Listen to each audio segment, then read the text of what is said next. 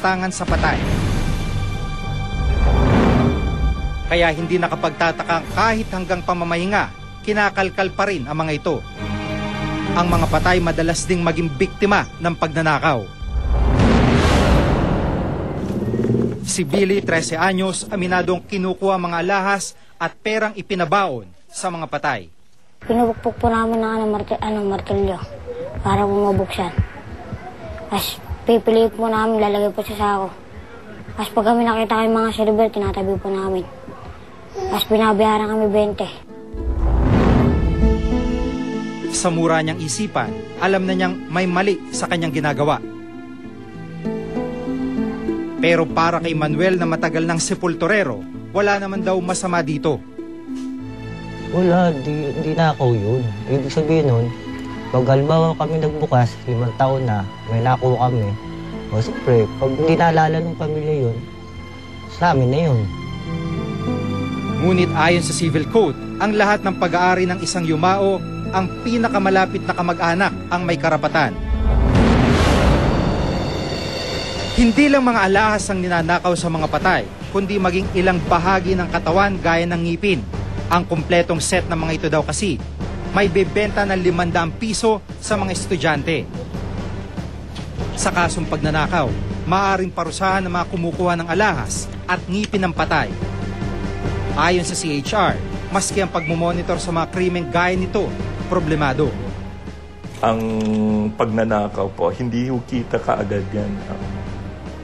So it will be usually some years before a family member nadidiscover nila na kulang. Kung kaya't ang pamunuan daw ng sementeryo dapat masusi ang pagbabantay. Kailangan talaga lahat ng ating local government units, mayroon silang city ordinance, municipal or city ordinance para talagang ma-implement natin yung batas. May isang panukala para gawing isang krimen ang paglapastangan sa mga patay. Ang kawalan ng batas sa pangangalaga sa mga yumao, huwag sanang gawing sangkalan para hindi sila igalang o protektahan. Dapat pa rin silang tratuhin ng may dignidad at respeto dahil wala mang buhay, kapwa pa rin natin sila, tao. Ako si Jig Manikad at itong nakatala sa aking Reporter's Notebook. 728 million peso fertilizer fund scam, isa sa pinakakontrobersyal na yumanig sa administrasyon. Ang itinuturong utak si dating Department of Agriculture Undersecretary Jocelyn Jokjok Bulante. Kumusta na ang investigasyon nito?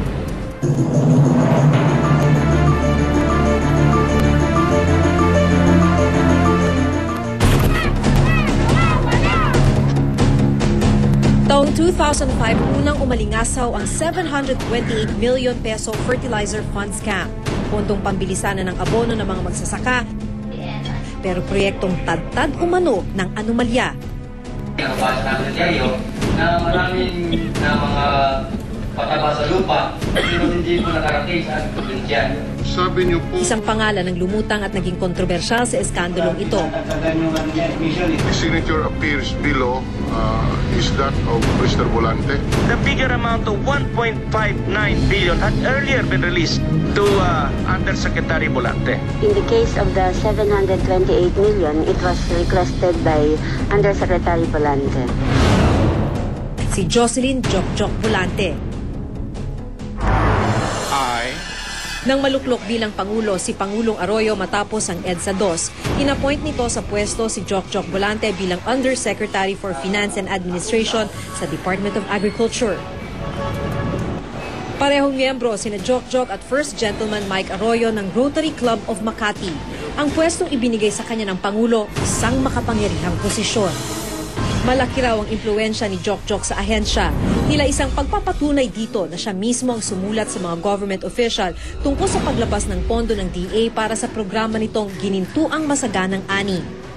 Hindi lang sa minadali, ay talagang palihim, patago, na walang nakakaalam. Para kay dating Senador June Magsaysay Jr., isa sa mga nanguna sa Senate investigation kaugnay ng fertilizer fund scam, kaduda-duda ang pag-release ng pondo. Ang planting season mga November October, November, planting rice, no? Pero nirelease naman yung pondo February, March. So napakaaga, o huli na. Ang programa ng modernisasyon ng agrikultura at pangingisda ay nagsimula noon pang 1997, bahagi ng Agriculture and Fisheries Modernization Act.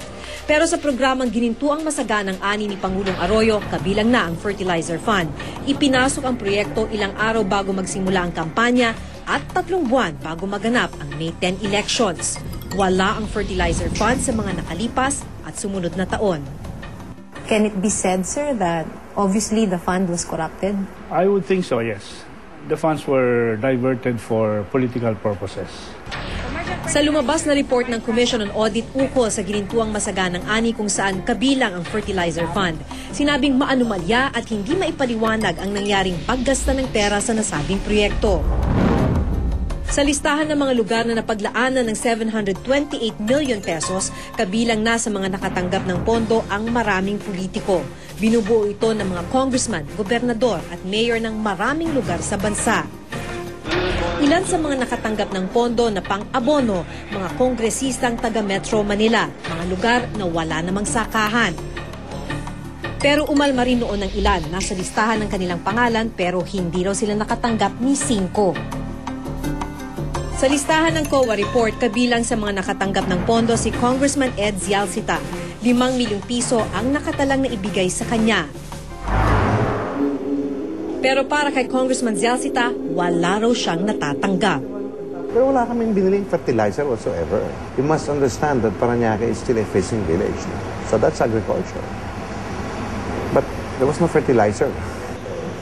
Tanging training programs lang daw ang ibinigay sa kanya ng Department of Agriculture.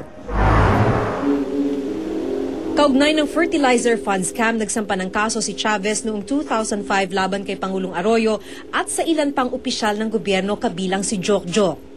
Ang main beneficiaries ng mga ganito ay ang mga politikong associated with the side of Gloria Macapagal Arroyo. Taong 2004 nagsimula ang proyekto sa Fertilizer Fund. Matapos ang isang taon, pumutok ang eskandalo. Agad inilipat si Bolante sa Government Service and Insurance System o GSIS mula sa Department of Agriculture. Sa kabila ng kontrobersya, nabigyan pa rin siya ng panibagong posisyon. Nagpapatunay lang yan na mayroong handler si Jokjok Bolante na napakalakas sa loob ng administrasyon ni Gloria Macapagal Arroyo, na nung medyo mainit na doon sa Department of Agriculture, dahan-dahan at patagong nilipat ito sa GSIS Board of Trustees, no? Saying that I will file, no? Habang umiinit ang issue noon, isang investigasyon ang isinagawa ng Senado. Pero walang humarap na Jokjok sa publiko. But we have served the subpoena. Sa halip, nakapuslit ito palabas ng bansa noong October 25, 2005 at tumulak patungong Amerika. Bukod sa kinalaman nito sa fund scam, ayon kay Chavez, maaring isa rin si Jokjok Bolante sa mga nakinabang mula sa Fertilizer Fund. Nakalagay dyan sa complaint affidavit ko na sinampa sa ombudsman, 30%. Ngayon, hindi ko alam kung yung entire 30% na pupunta sa kanya o 5% lang sa kanya at 25% na pupunta sa kung sino-sinong kasapi ng sindikato nila. Sa pagwawakas ng investigasyon ng Senado noong March 1, 2006, napatunayang hindi maikakaila na malaki ang kinalaman ni Jokjok sa fertilizer scam. And so through a department order to take care of the GMA program, to micromanage it, no? Ibig sabihin siya ang full-time manager.